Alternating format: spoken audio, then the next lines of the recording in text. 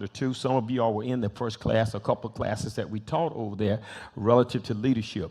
And another reason why we want to put emphasis on this and make sure that people get it, follow up, and stay on point is because of the nature of the changes that will be starting here in the month of July.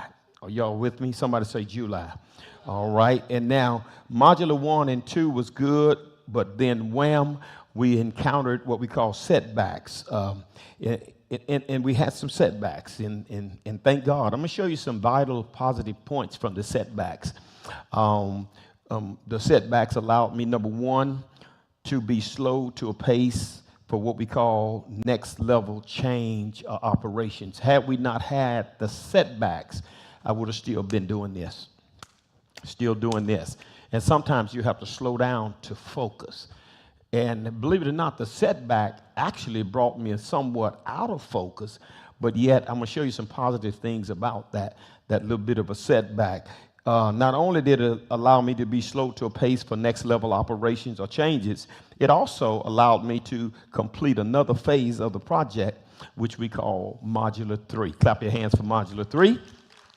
Inspection, we had 100% approved yesterday, no deficiencies. The inspector could not find one single deficiency. Not one. And we have not been in any way restricted from occupancy. When he walked out of there yesterday, not yesterday, Monday, where are we now, Wednesday? He walked out of there Monday morning. We met him early Monday morning. He walked out. He was like, man, this is amazing. And this is a true story. He said, this is amazing. He said, I mean, I don't even need to inspect this building. He walked in and looked at the quality of the work. And I want to say this lovingly and respectfully. We have two people in here that we should stop and honor. That's this man right here and that man right there. They should really be honored. I'm telling you. I mean, they went beyond the call of duty. I'm talking about on the building, but we have others that need to be honored in so many other ways. But I'm talking about on that modular building. These guys went ridiculously crazy. And I'm going to show some, Brother Eric, I'm sure it's going to get us some pictures and some photos and get us some clips. And for you all that are watching out there, I want you to know that we appreciate God for you sowing into this project. I told you all I'd make you happy and make you proud. And I certainly hope and pray that I have done that to a degree. And you feel like you have not poured your money into something that is wasteful and without purpose. Another thing, again, this is the thing that really helped me with the setback. The setback allowed Elder JR and I to work really, really close with this project for months. We were back there, how many months, you think? 5, 6, 7 months? We were back there a long time trying to get that thing together. But we worked for months back there on that project. And we really did a lot of fine-tuning, a lot of talking. Not a lot of talking about no church problems. We don't want to talk about that at all. But we were talking about the project and what we were doing to fine-tune. Deacon Melvin came in, and when he got to the plumbing, the electrical, and some of that stuff, and so many things, he came in, and he just did such a wonderful job helping us to get that together. And he's not here, but it would be nice if I could get you to help me give a warm God bless for Matthew. Matthew. Oh, Lord have mercy. Lord have mercy. And Elder JR would say, good Lord, I have given Matt a new name. I call him Bulldozer. Bulldozer. But he's a great guy. But we had those setbacks. And another thing, in reality, the setbacks, and there were a lot, in reality, they proved to be 100% positive for the purposes determined. In other words, we were still in sync with the purposeful connection that we started with those particular buildings, and I thank God for that, and we're well on our way. Now, but I did have some things. Number one, I had treatments that seemed to be a setback. Notice, keyword, seemed to be a setback. Then I had preachers that really let me down, that seemed to be a setback, but I had one thing in common. I had one-on-one fivefold connections with other people. And that was a good thing for me because the setback has really been a place of establishment. By having these setbacks, it helped us to really establish the purpose even in a greater way. So I am so very thankful, and I'll say this, and I don't say it in a foolish way or an insensitive way. I thank God for the setbacks. Every single one. I thank God for the setbacks. Module 3, let's see, was a piece of the equation, and what really kind of kept me going, if this thing is of God. Remember this. Have y'all been reading the book of Acts? Have you been reading the book of Acts? I know you've not read all of it, and you need to catch up. Some of you probably going to wait till the last minute. I got to read it all, run through it right quick and catch up. You only have a few more days. Somebody said, no, I can read it next year. The instructions end at the end of the month, right? Because you can read it anytime you want to, but you were instructed to read it, I think, for the month of June. Is that correct? Month of June. And but anyway, one scripture that stands out with me, the Bible, you all know the story when Peter and those were beaten. I don't mean it was one or two. Was it just Peter and John? I believe it was. Peter and John was beaten. And then they thought to stop the preaching of Jesus. And there was a young lawyer, Gamaliel, he stood up and he says, leave these men alone, because if this thing is of God, it's going to be established, or it's going to work anyway, right? He said, but if it's not of God, it's going to come to naught. It'll come to nothing, okay? It'll be zero after a while, wasted time, okay? And I thought about that. When God is establishing something, sometimes you have to go, and most of the time, you have to go through some setbacks, disappointments, discouragements, beaten. They were beaten. They were beaten. Paul was put out on the sea many times, and he says in perils, swords, had all kinds of stuff, false brethren, all of those things, and yet he says, cast down, not forsaken, or persecuted, not forsaken, cast down, not destroyed, bear the marks of the Lord in my body, and all of these things. He says all of these things were done in order that he might fulfill the purpose that God had called him to, was to preach to those Gentiles. We know he called them to preach to the Jews too, but was to preach to those Gentiles. Isn't it strange how God would use a wilderness as the first highway to promise? Did y'all know that? Okay. Somebody said, let's do something. All right.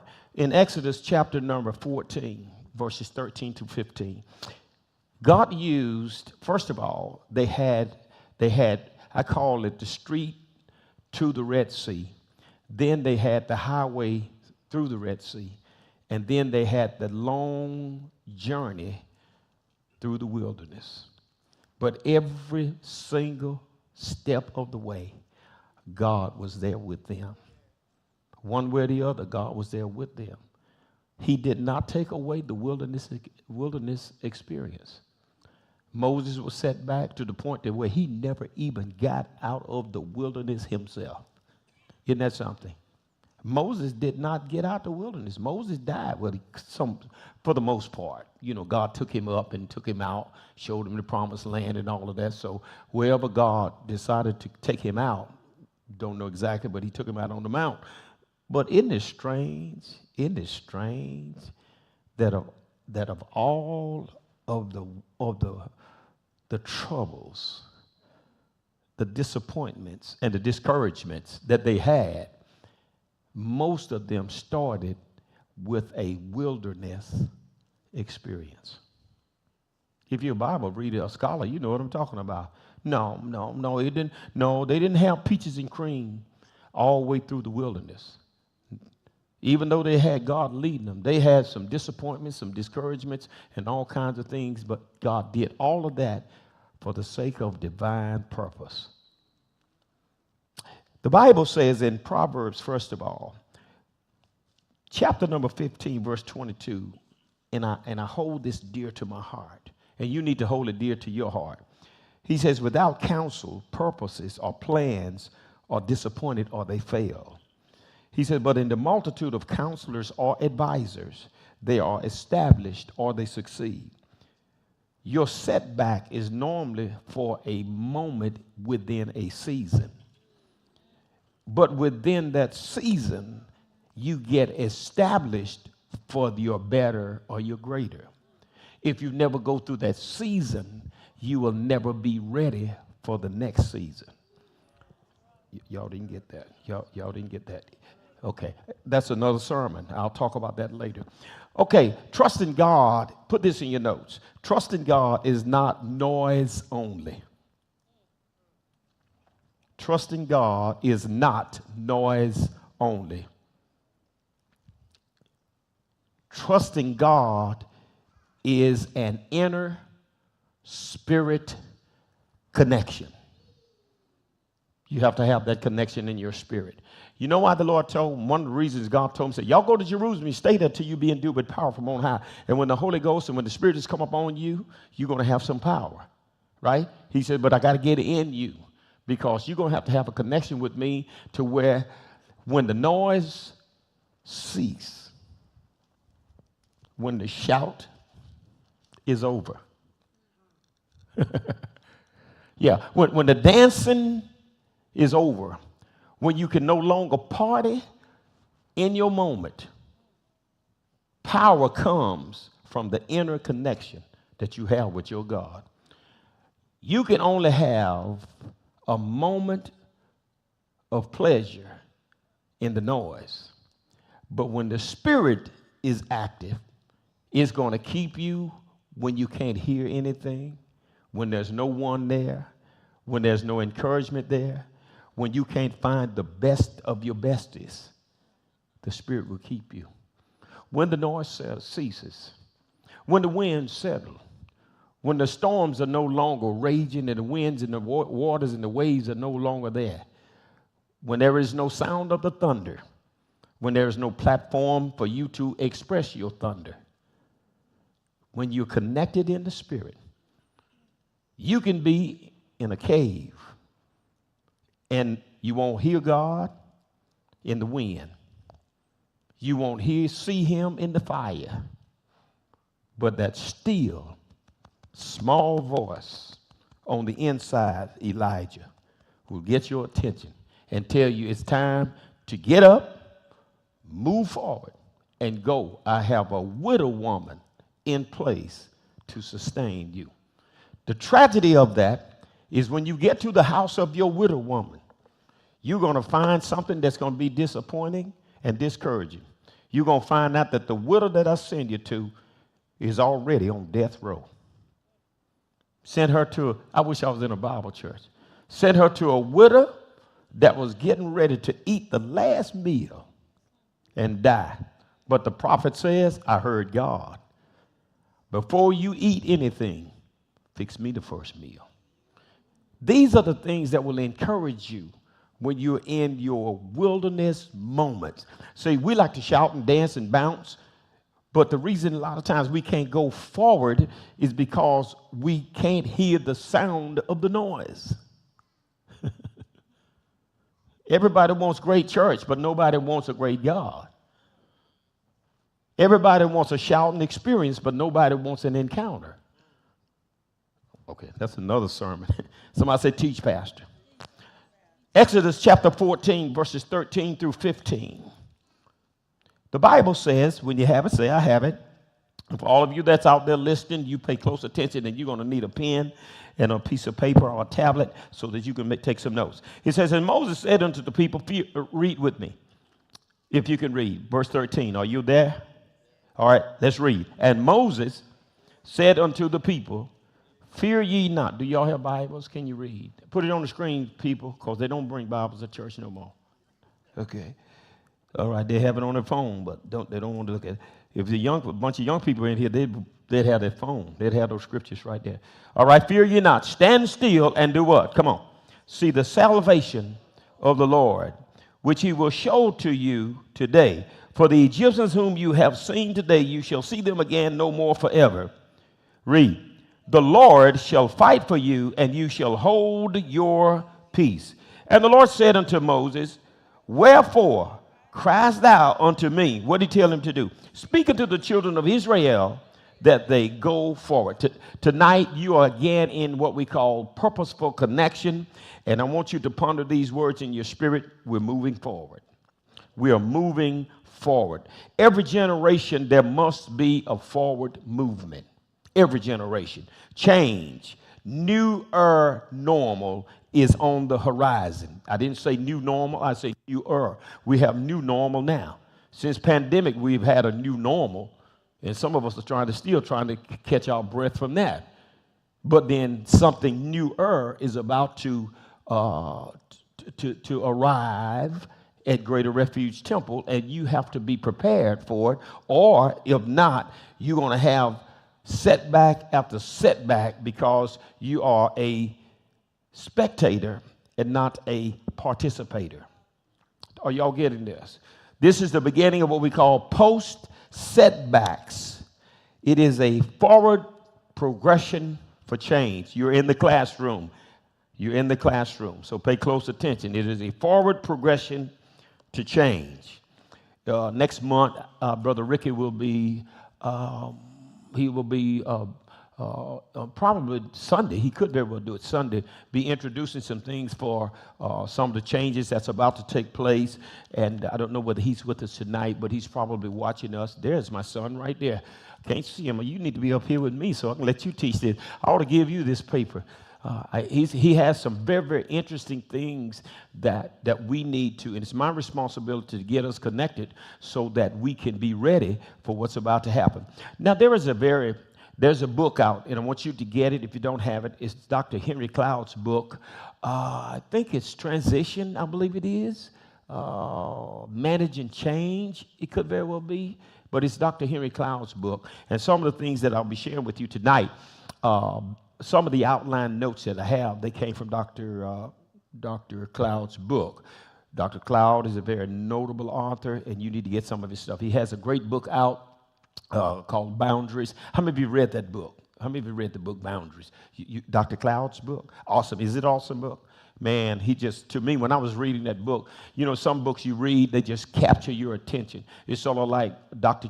Samuel Chan's writings. He is a very notable author, and he really has a lot under his belt relative to that. Now, most of my stuff, when I'm dealing with change and transition, I normally get, and I say it respectfully, I get some of the Harvard stuff, Harvard and some of the Princeton stuff, some of their information, and I sort of use that sort of like as a platform for teaching because it's been very instrumental in my life in helping me to be able to navigate myself through corporational changes.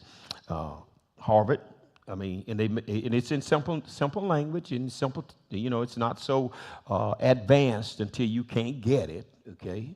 But it's really good. But Dr. Cloud has great books out there. Dr. Chan has great books. Moving forward, there must be proper engagement. Put that in your notes. Proper engagement. You're in the class.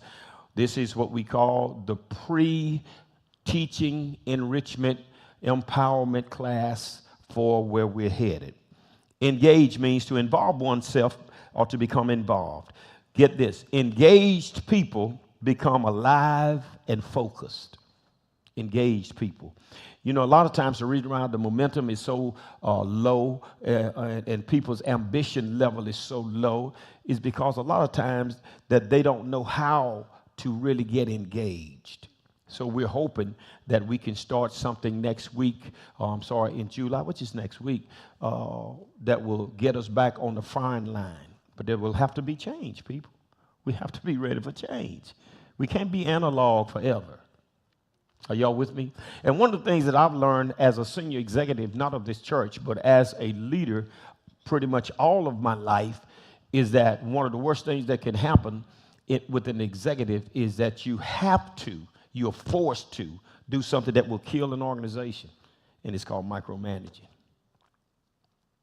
When a leader, when a CEO micromanages his company, he does it more harm than good.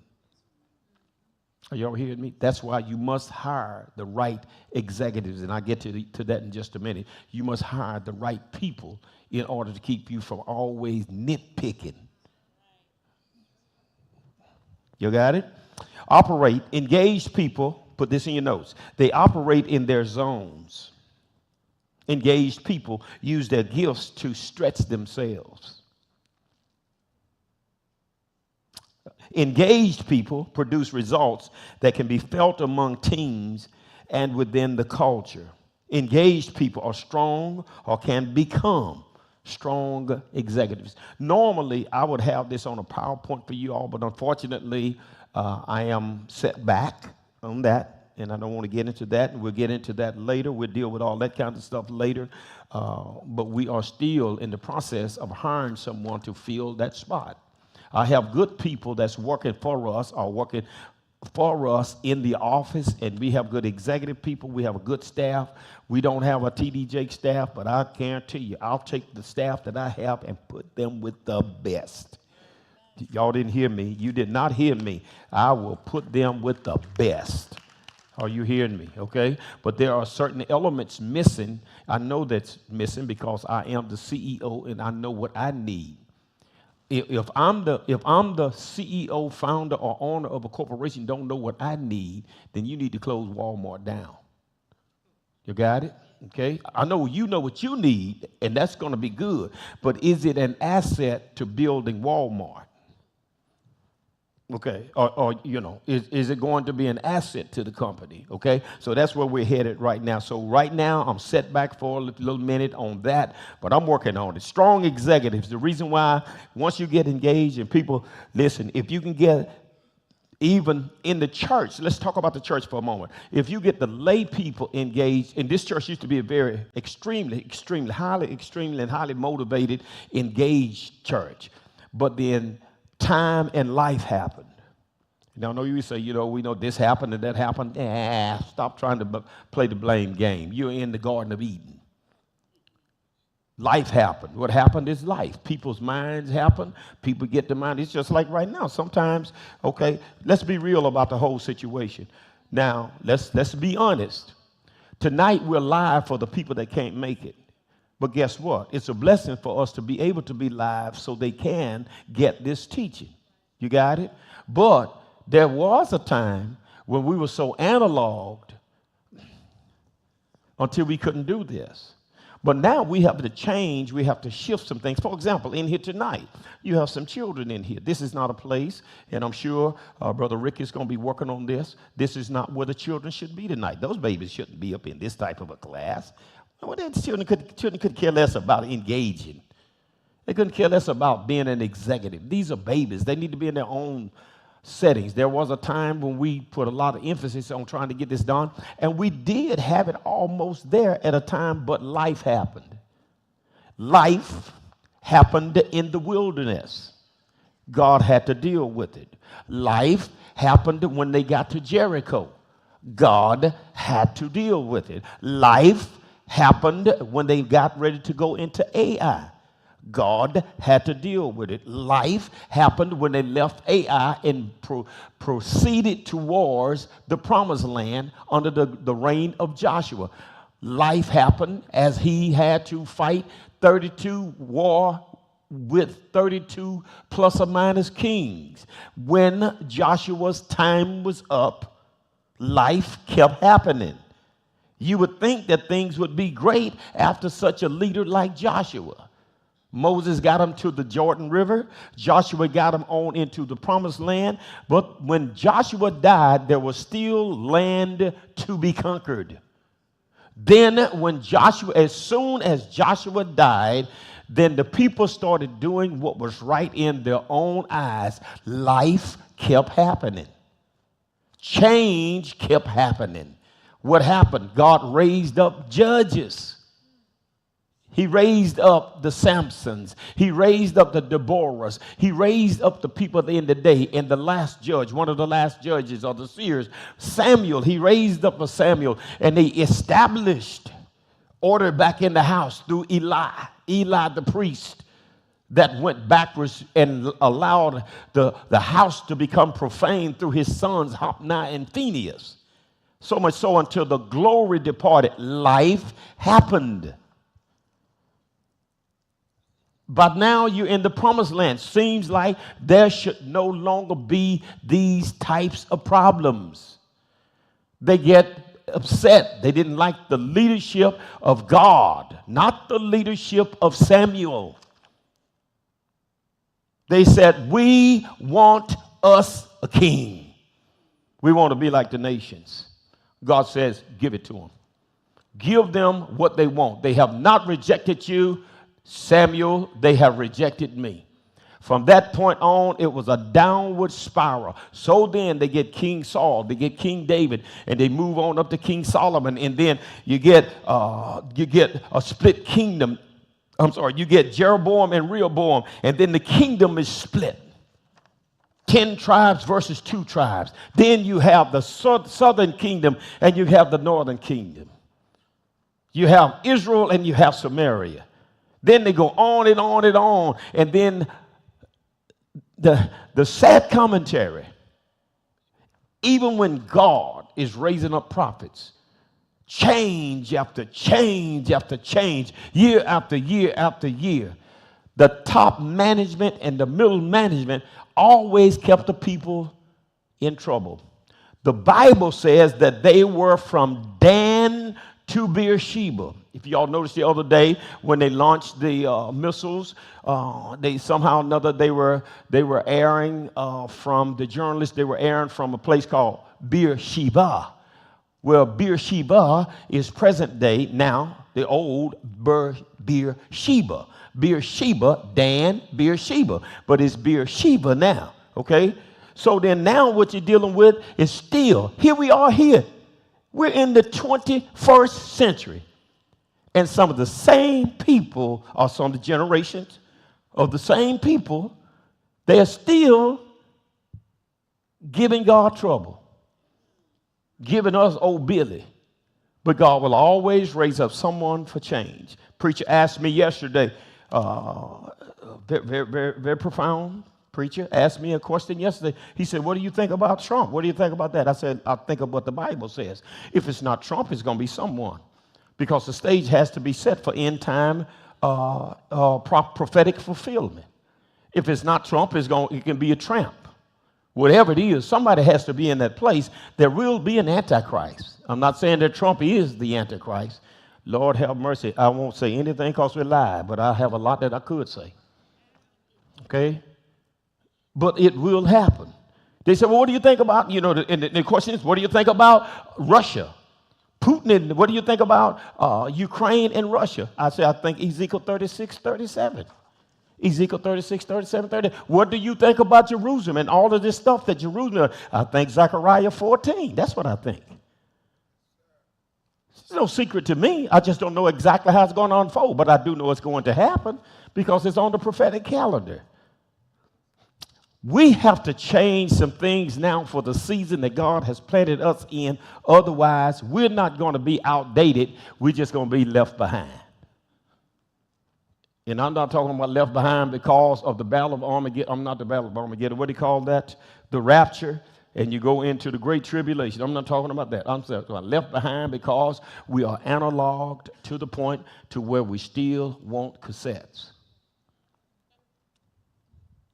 Cassettes are over. I still have some at the house. I have a cassette player and a CD player. But unfortunately, CDs are becoming more and more obsolete as time progresses. Are y'all hearing me? The vehicles that we have now, they do not have CD players. Okay? You have Bluetooth now, and you just tap on Mr. Pandora or whomever, and you got all the music or whatever you want. Well, what do you think about a church? But there must be purposeful leadership, engaged leaders to engage laity. Did y'all get that? So I think this church has what it needs to get the job done, but the question is, are we going to rally behind the change, or are we going to be Korah, Dathan, and Abiram in the wilderness? If you were Bible people, you would know what I'm talking about. Okay? But now let's deal with this. Moving forward. Everybody say moving forward. You need strong top and middle executives. They must be strong. They have to be strong. They cannot be sissified and wimps. Why do you need strong executives? They light up the energy of your organization, number one. Everybody say they light up the energy of the organization, thanks to Dr. Clouds. Number two, they don't just look busy, they are productive. The author noted, and I quote, if you go into a place or a setting that has a dead feeling when you walk in, rest assured there's a dead executive somewhere on the line. And I quote, end of quote. Isn't that something? So you have to have that. Can you imagine? And most people that know me, they know me for being, I was talking to, my personality is of such that if you ever want to set me back, put me with a cold, dead individual too long. You're going to have me, you won't have me sick in my stomach, but you're going to have me struggling to get my energy level up. I'm what they call high energy. It was high. It's still pretty high, even after treatments, post-treatments. But I don't expect everyone to be like me. I expect some people to be whoever they are. I believe that a person should live within his or her skin. If this is who you are, be you. Get yourself engaged in your lane. I lost some folk. Too many people trying to get engaged, but they are not in that lane. Okay, if your attitude is bad, there are certain places you can be used. Yeah, there are certain places you can be used if you have a bad attitude. But there are certain places that you should not be. Did y'all hear me? I lost some folk. Okay? I mean, you have to be careful with that. And if you're not a people's person, then you have to be careful how you navigate yourself, or should I use the term, the water term, meander your way among crowds. Because that's not where you belong. You're going to have some serious issues. In a case like that, when you don't know how to conduct yourself, it's quite all right to be an introvert. Did y'all hear that? It's all right to be an introvert. Being an introvert is not a sin. Everybody can't be extroverted. Lord, I lost them. I'm teaching good. Y'all just don't know it. But then, whoever you are, be who you are. Listen, 3 points to remember. Number one, a fast-changing environment demands that we learn and adapt to a changing environment at all times. You know, some of us, we say we won't change. We're not ready for change. We're not ready for change. I talked to a young lady the other day, and something I asked a question that I've been wanting to ask somebody for a long time. I just didn't know how to approach them. And very, very, very nice young lady, and I won't say what I asked because they could very well be listening to this later. You know, someone could share it, and I don't want this to sound insensitive or embarrass the young lady. But she enlightened me to something that I wondered, why is it that a nice-looking young lady would be doing this? No, nothing immoral or anything. You know what I'm talking about, darling. You know, the other day. You know what I'm talking about. And she enlightened me to the change. So it has absolutely nothing to do with A, B, C, D. The young lady said, this is just a whatever thing. And I said, you know, I never thought about that. I said, you know, I know it has to be something behind it because a whole lot of people are doing it. A whole lot of folks are doing it, okay? And I'm not saying that it's right or it's proper. I don't particularly care for it myself, but then she educated me. She sort of enlightened me as to why people were doing that. So in a changing environment, we have to learn to adapt to, even though you don't understand why she's doing that. Can you adapt to it? Now, we're not talking about sin now. Whoa. Let's make sure that we clarify that. God ain't never told us to be comfortable with sin. I don't care what you say. We got to become this to win them. No, you don't become nothing to win them. God gave you specifics. When it comes to him, first of all, he says, come out from among them and be separate. That's number one. You cannot live like a Moabite and expect to have the blessings of Israel. I lost some. Boy, I wish I had me a church. I wish I had me a Bible church. You want to go to Moab? Oh, I'm stay out of there. Another point to remember. We must execute what we learn. You say, well, I learned, see, this is what I learned a long time ago, but you're going nowhere. You're going nowhere. I mean, you're just standing in one spot. You went to school, you went to school, you went to high school, you went to higher learning, and you went to even higher learning, and you have more degrees than a thermometer, but you're going nowhere.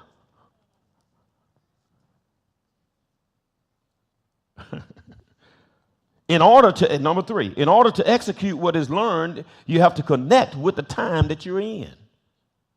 I mean, imagine you learning.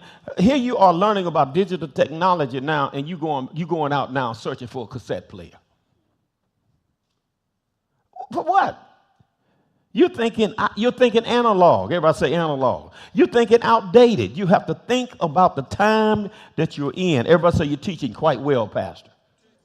Yeah, and if you're listening to me out there and you're part of this church, you need to connect. Get ready to connect with the time that we're in. Didn't say, of course, we're not saying to get connected with nobody's sin. The devil is a lie. I do not endorse, condone, or preach that sin is okay. I preach, shall you continue in sin, that grace may abound? God forbid. I teach it because that's what the Bible teaches. And if I'm going to teach the Bible, then teach the Bible or leave that alone and get your Harry Potter. Does that make sense? All right. Now, it's possible for people to be, to have movement, but yet not be going anywhere, not going forward. Did y'all know that? Did y'all know that it's possible to have movement and not? Yeah. You have it right now. I see you shaking your head. That's movement. But you're not going anywhere. Right? Shake your head with me. Is something moving? Okay, all right. Now you shake your head till Jesus come unless your feet. Okay. Does that make sense? Are y'all with me? Going forward is simply what? Going forward. You can't change going forward to going backwards. Even though backing up could be going forward. And I did this illustration years ago. You can back up to your destination. Did y'all know that? Yes, you can. You go out there and get in your vehicle, put it in reverse, and back all the way up the shell.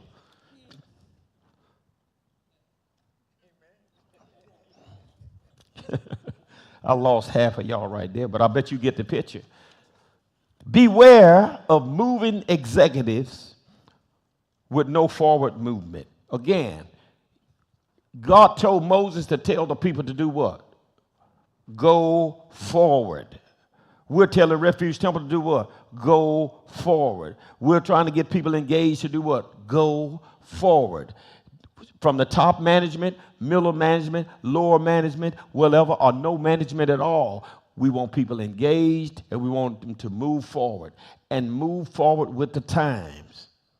Did y'all hear me? We can keep God in it. We can move forward and keep God in it. Did y'all know that? I'm talking to three people.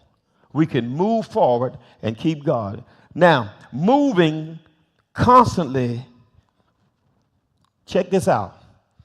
In one spot is going, I'm moving. I'm moving. You can't say that I'm not moving. I'm just not moving forward. There is body movement, but there's no forward thrust. It's a strange thing. The simple stuff. We want God to do some great things, but we make him so complex. We make it so, you want a lot of content to do nothing with. What good is it going to do to have you? What good is it going to do you to have a head? Your head is an encyclopedia. You hear me? Your head is an encyclopedia, but your operations appear to be come, Jerry, come. See the dog run. Y'all didn't get that. How many of y'all remember that? What grade was that? First grade. And I used to say, my teacher would say, read that. And she had to correct me. Come, Jerry, come. See the dog run. She said, D-dog. See, it does not say D-dog. See the dog run. Boy, she straightened me up on that. Dr. Cloud said this, in an organization where no emphasis is placed on, number one, attention, paying attention. Number two, inhibition, not doing the irrelevant thing. Or number three, remembrance, a memory that works. When an organization where there is no emphasis placed on paying attention and not just doing those things that doesn't matter, and you have got to remember, you could be doing stuff that really doesn't matter, or it is not purposeful. You all are being taught well, you just don't know it. Don't tell me I don't teach around here. I mean, it's irrelevant. I mean, it's another thing. I got sacked out yesterday. Braylon knows about this. Lady, I parked my truck on our property. She don't know that where I parked my truck to unload the mower is actually our property. And she says, the next time you park, would you not park right there? This is where I park to go in my house. I said, okay. And I was being nice. I said, who are you? I said, who are you? She said, that's irrelevant. I said, okay. I almost say you low down crackheads. Okay. Thank you, sir. Thank you. You know how it is. And it dawned on me, said, I'm going to tell you how the devil started dealing with me, or just natural order started dealing with me. When I got outside, I said, you know what? What she doesn't really know is where she's parking her truck is actually my property. And I thought about it, but I got about a quarter mile down the road. I said, you know what I'm going to do? I'm going to go up there and put me a fence. The devil made me do it. That woman you gave me. But now I changed my mind. I said, nah, it's not worth your time, right? You can get so caught up with what you call stupid people until you start acting stupid. Okay, so you don't even let that bother you. Again, an organization where no emphasis is placed on paying attention, right? No emphasis placed on paying attention. You have got to get you to say, pay attention to the teacher. Look up here, Ricard. My teacher used to say, Ricard, and sometimes I'll be just talking. Man, your mouth just running. Man. My teacher, Miss Sutton, said, Ricard, let's stop the talking. And then she'd start working on her papers and doing something else, and she'd look up, and I'm still talking. You know Miss Sutton. And who's that now? It's right. It's exactly right. And move. She looked up again. He said, Ricard. I said, let's stop the talking. Pay attention, Ricard. Pay attention. And then finally, she got upset. She said, Ricard, come here. And she got me up there in front of all those kids. Put her hands on her hip more like that. Didn't you hear me say, Ricard? Let's stop the talking. Stop the talking. And boy, I was so insulted and embarrassed, and had all the girls there and all that kind of stuff. And boy, from then on, I started paying attention. Okay? An organization where no emphasis is placed on, again, folks just getting caught up in stuff that's counterproductive.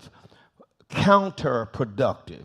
In other words, the intent that you have in mind to get something done, you could very well be getting it done, but it's counteracting everything that you intended to do. A memory that works. An organization where no emphasis is placed on people remembering to do those things that work. This is what happens. To the people that are non-contributors, they safely hide and just drift along, staying years with the corporation, not adding anything to the mission of that organization. Because number one, lack of paying attention, not doing the irrelevant things, a memory that works. Those folk that just sit there, I would do, but I don't know my purpose. Most people that don't know their purpose, listen, hear me good. Most people that don't understand their purpose in life is because they have not sat down long enough to listen to somebody that's trying to direct them. When you fail to receive instruction, you're going to always be lack of purpose. I lost you. Put that in your notes for life. Instructions and following instructions will always tend to lead you to what God has called you to in life. But you can't get people to see that. You get them to see that they still sit there. And the church is bad about it. Now, I'm not just talking about an organization. Okay, I'll give you a point. Point of emphasis here. Saving money. Let's talk about saving money. If you don't listen, pay attention to somebody say, chances are you're going to always be, wandering around while, Then when you get 70 years old, don't blame anybody for you not paying attention and receiving instruction. I'm just using that, okay? Most of us that are at this age, and I'm talking about us, we cannot say that we have not had some major money go through our hands. Most of us. I'm talking about the honest people. Because if you were out there doing the boogaloo or whatever you were doing out there, at Sam Tarver and Pecan Grove, those are bar rooms. Whatever you were doing out there, with Slim Harpo, some of us, come on, older people, the Percy Sledgers and Lightning Slimmers. Come on here. Some of y'all been here long enough to know about Lightning Slim. You don't have to worry about the baby. That's long before your time. Look, young as you are, your mama probably didn't know who Lightning Slim was, okay? Okay, but then you've been out there. And then for the others that came along, we have had some major money go through our hands and fail to pay attention, and then now we're ready to blame somebody, but the truth of the matter is you have gone for years, we have gone for years and years and years and years, and we feel like, where is life? The bulk of your life is behind you, but it's not too late. All you need to do now is stop going that way. Well, you're going to stop that anyway, because you get a certain age, you're not going to have a whole lot of money going through your hands. You're going to be on a fixed income. Might as well tell you the truth. Because that check that you get, the government is not going to give you what you let go through your hands back in the day. It wasn't nothing for me to walk around with $3,000 in my pocket or more or less back in the day. You understand what I'm saying? But now, because that was back in the day. And I promise you, I wasn't doing too much saving. I was out there with those fellas. I wasn't spending a lot on women. They weren't doing that. I wasn't spending. That's one thing I've never done. Don't spend a lot of money on no woman when I was coming up, stuff like that. I never did. And I spent a lot of money. I spend my money on Lady Ricard even now. But back in the day when I was courting Lady Ricard, she didn't demand no lot of money from me. Oh, she didn't. But I bought her something, she's so happy. But you got to keep in mind, I was out there with the guys. Y'all hear what I'm saying? I mean, I didn't spend my money and waste it on no dope, and stuff like that. But then on the other hand, when you come to a church, a corporation or a church, let's talk about church. Let's not talk about Walmart. When you come to a church and you want to find your purpose in your church, if you didn't have much ambition before church, and you get in church and you hook up with someone with no ambition in the church, then you're going to continue that spiral right on down. The same lifestyle that you had out there is what you're going to have in the church. There are people in the church with purpose. Understand purpose. There are people in the church that know where they want to be, and they refuse to not pursue it. They refuse to not pursue it. And then the next thing you find is that you got what I call, you have what you call in an organization, if you're not mighty careful, if you don't pay attention, And if you don't remember now, some stuff works. I could tell some people some stuff about finances that I know work.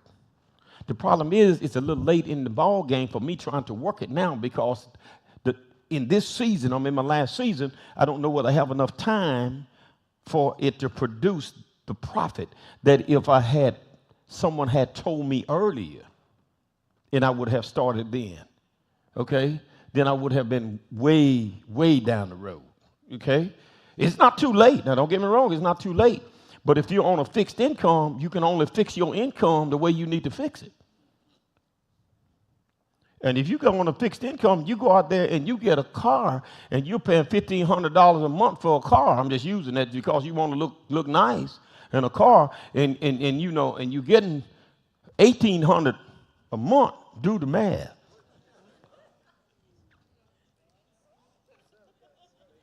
I'd never forget when my wife first started investing. And I'll say this lovely, and I don't know, I really don't know what she has out there on it. I don't follow, but I know she has a nice piece of change out there in her stuff, her portfolio. But somebody said, why don't you? I don't need to know. I really don't need to know. But if I want to know, I'm sure she'd tell me, right? Right? You can go. She like, maybe. Maybe, okay. All right? But she'd let me know. I don't need to know that. But then ask her. I told her about something that works. Was I right? Did it work for you? Is it still working for you? Still working for her. But suppose she had not paid attention. She's still been running around talking, I don't know what my purpose is. I don't know what this is. You have got to stop, pay attention, and stop being what they call, put this in your notes. This is Ricard. Stop being purpose, you know the word, spell the word purpose. Stop being purpose stiflers. Purpose stiflers. When somebody's trying to take you somewhere, same thing in change in this church. When we get ready to start doing some change and doing some things, we want to make sure that what is being brought in, and I know Ricky's going to bring some positive stuff in here. I already know that. I don't even need to worry about that. As a matter of fact, he's just going to have to try and sell some stuff to me because he's an aggressive person. And he wants to do a lot of things and has a lot under his belt. And if given the opportunity, I think Ricky can really help this church if you all would just kind of rally behind it. Clap your hands for that. Clap your hands for that. Okay. And he has a lot of stuff and does a great job in putting things together and stuff like that. But we have to give him the freedom to at least field test it. If it doesn't work, at least don't worry about the sin. I'm going to watch that. We ain't worried about all that. Y'all first thing, oh, Lord, have mercy. Stop talking about Lord, have mercy, and put your hands on the plow. Have mercy. Put your hands on the plow and let's roll with this stuff. Don't worry. My eyes are not dim. You know, he's talking about, you know, and Eli's eye, the preacher was talking about the other day, Eli's eyes were dim.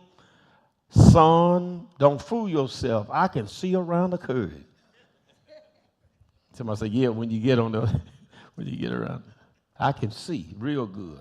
And the one thing I have for me, I pray God never takes from me, is my connection with him between midnight to 5 a.m. in the morning. Just the other day, I sat on the side of my bed, couldn't sleep. The next night, still troubled. I'm sitting on the side of the bed because trying to get some folks out of my spirit. It's strange, it bring them back to me the second night. Now, I understand God bringing something to me one night, but then the second night, same people, God's saying, be cautious, okay? All right, so y'all with me? The next thing is never become nomads during change. Nomads, Nomads. Does anybody know what a nomad is? A nomad is a wandering person, a person that wanders from place to place and have really no established home or dwelling. Lurking. Normally, they're just lurking, trying to stop or hinder change, hinder the cause. I got to hurry along here, okay? They are called, put this in your notes, wandering nomads are called parasites to purpose. Parasites to purpose. And if you follow those folk, the end result is that you will go nowhere. It's possible to be with the progression and not be progressing. I lost some folks. It's possible to be with the progression and not be progressing. Almost done. Established church, corporations, churches, and where we're headed has to be established. Anytime there's new things, new change, I don't care how much you have a vision for it, it has to be refined. It has to be refined. Redefining a corporation or an organization, are you hearing me? Does not necessarily mean that you can turn a key and expect it to be established. You have got to go through the process. Anything that is a pop-up establishment, if there is not enough strong enough executives to keep it afloat, it will be short-lived. You're going to see them building it this month, and next week they're going to be tearing it down or closing it up. Got to give it time to be established. The established church, or even in change, is developed, get this, through many extreme storms and hardships. That means that there has to be a storm to refine it, to test it, to prove it, and to temper it. To establish whatever, change or whatever, or church. This church is an established church because it has gone through a lot of storms, a lot of hardships, a lot of reprovings, and a lot of reprimands. It's established through that. You must have reprovings. There must be reprimands. Okay, how much people talking about they getting church hurt and job hurt or whatever kind of hurt? There must be some correcting. If there is no correction, if there is no exposing of bad or improper behavior, then you will have a company that will soon collapse. Established anything. You know, the thing that gets me right now, when we were coming up, raising our children, I don't know what it's out there now. There was a thing, and we didn't know that this is what it was. It was called tough love. It was called tough love. We thought these people didn't really love us or something. We thought it had to be something anytime they tell you, I'll kill you and hit you upside your head. But they would go through hell with a 5-gallon of gasoline for you. But look how you turned out. I mean, you got established, okay? Reproofs and reprimands are absolutely essential. Positive results from reproving, reprimands. You cannot run anything without having some stability, some established structure in place. Now, it doesn't make a difference whether it's a department or what. You have to have somebody that's willing to correct some stuff. I mean, if you're afraid of correcting people, you need to leave that alone. Positive results from reprimands and reprovings. Number one, it builds toughness for battle. Number two, it produces first responders who are alert and ready for action no matter the circumstance. Number three, it develops what all of us need, character. Negative results from reproving or reprimands. A lot of people are offended and they're hurt. Some people can't handle it. That's why they're never established. Next year, they're going to be getting hurt again, over and over. Every time you look around, any little nothing hurts them. Have you ever had someone in your company that you couldn't hardly say anything? You had to be careful every time you try to talk to them. You got to always be careful what you're saying. And like you're always, almost like you're walking on eggs.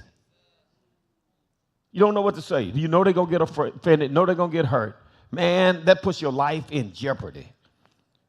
The next thing that happened as a result of negative result of reproving and reprimanding people is that you will sometimes lose the weak folk, and sometimes you will lose good people because of the heat and the intense pressure that comes from correction. Sometimes there's pressure when you're correcting people. I know this ain't going over good. I can just see it. I'm like Creflo now. I don't know whether I'm getting anywhere. But see, we want to pop our finger and think that everything. Listen, there used to be a time I was a lot tougher, a lot harder when we were trying to get this church established. In probably the past 3 years, I've been not weak or weakened, but I've determined that children grow up. And if you got to keep teaching, if you got to keep talking to old people like a 10-year-old and a 15-year-old, you are wasting your time. So that's what, like right now, I don't even talk to this church now like I'm talking to a baby church. I don't do that. I talk to this church now as a mature, established church. And then sometimes people get hurt, and they have me say, you know, so-and-so got hurt. I said, it ain't my problem. It's not my problem because they knew it was wrong. What you challenged me for? You knew better than challenge me. You've been with me all this time. You still challenging me. You know I don't agree with that. Somebody going to get hurt, either you or myself. You already know there's certain things that you don't do, not necessarily in church. It's kind of like my children. My children know their boundaries. They know their boundaries. They know that if they go right here, you're going to stir that old goat up. You're going to stir him up, leave him alone. Don't go there. Don't even talk about it. Just let him go head on, be stupid. Talking about me. Let me just go ahead on and be stupid in my own way because they already know you're not going to change me from that. You're not letting me change you. What makes you think I'm going to let you change me? I mean, some stuff needs to be changed, right? Some stuff needs to be changed. You don't give me the privilege of changing you. Why should I give you the privilege of changing me? Now, I'm going to use this for my kids, for my children. I don't have that problem. I really don't have that problem. My children do not challenge me with that. When my children go talking about, I've been here long as you, you're a lie. You ain't been here long as you. I was here before you. At least 18 years. You still tell that to somebody stupid. And you know, I've been here longer than you, Eric. You know that? So that means that you can't tell me, I've been on this earth long as you. Well, that means that when I got you, I must have been like God, just pull you out the reel. Oh, no, I was here before you. Now, you may know some stuff I don't know, but you got to give me credit. Because I was here before you, there's a possibility I might know some stuff you don't know. You got it? So I don't really have that problem. We have a good understanding. My children and I, we have a good understanding. And they know that, look, Dad ain't going to change. There's some stuff about it, you just might as well leave it alone. Now, when it comes to stuff in this church, I know there is a necessity for change. I'm thankful that God has blessed me with children that's established enough to be able to bring us to change. Y'all might as well go on and clap your hands. Oh, 3 people. You hear that? You hear that, Ricky? See how weak it is? They ain't talking about you. That's all right. Pull it out of there anyhow. You see how weak it is? They know how to bring change, and they already know that this is not going to go good. This is not going to go good. That's how you can trust them in helping to bring change. Are y'all hear what I'm saying? But now, if we don't want change, come on now. Come on, people. I've been telling you all every month there should be something different. I give you all a 4th Sunday around here to bring something different. You don't need to come here on the 4th Sunday acting like a bunch of old folk like us if it's young people. You need something different. This is your day to be different. And I thank God for our youth people and our young people and our young adults trying to do what they do. But they are going to be doing some stuff that's going to be, y'all have to get ready. These young people are not going to do what you do. You tired. It's taking everything it can for you to just sit there. These people have energy. Uh-oh. I mean, these people have energy. These children have energy. Not only that, these children are not worried about talking about, we want to have testimony service. You will kill these children. Talking about, they gonna do. They might be a part of Ricky's plan. I don't know what they're gonna do, but I know it's gonna be different. I know it needs to be different. Come on, let's be honest. When they were doing drama, let's be honest with it. It brought change in this church. Y'all hear me? Uh-oh, I lost some folk. It brought change in this church. But no, we got around there, they got people doing drama on drugs. That's who you need to do drug scenes. Who gonna do a drug scene better than a dope? You got the real deal. But the only thing about it is you don't want them to be doing the spiritual stuff. You want them to stay in their corner, in their lane, stay right there. But we just don't want them doing. We don't want the drug addict leading us in praise and worship now. Come on now. Y'all got that? But if you need somebody that's really know how to do it, you get somebody that's real. Because chances are they came to church like that. They were high when they walked in. I just lost some folk, boy. Overall, authority is recognized when people are reprimanded. When you really reprimand them in a positive way, number one, authority is recognized, and I'm almost done. A witness is established, and this is the last one right here that really I hold dear to my heart. People that can accept positive reproving and positive reprimands, wisdom is gained.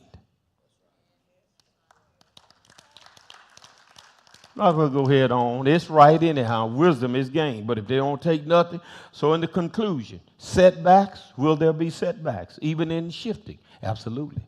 Will there be disappointments? Absolutely. Will there be discouragements? Absolutely. Will there be rejections? Without a doubt.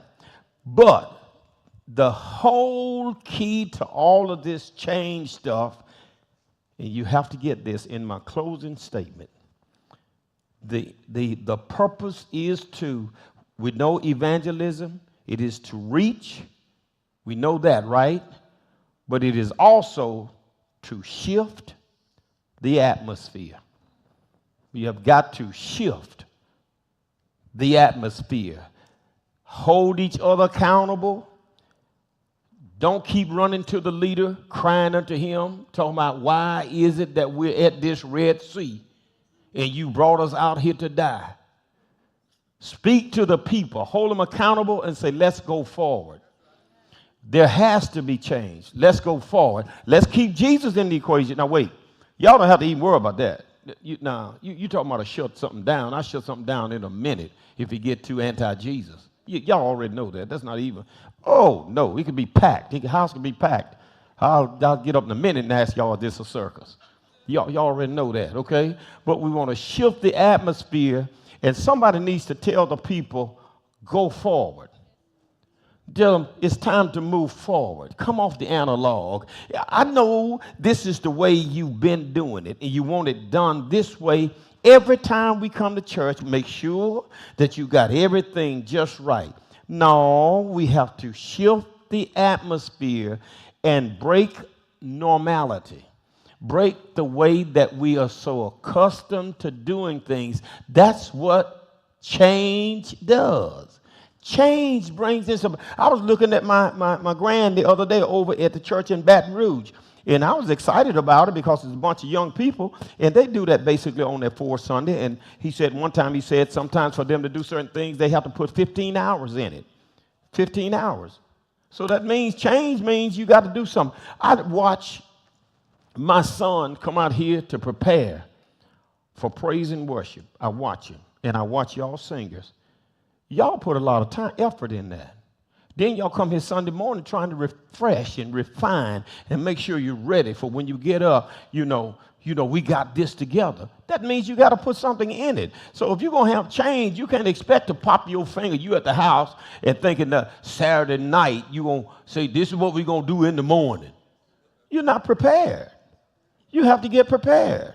You can't do drama, hitting it, wait right up to the time for showtime to talk about you're going to get up there and perform. No, they have what's called rehearsals. And if you're going to be in the rehearsal, if you're going to be in the whatever you're in, you've got to put some time into it.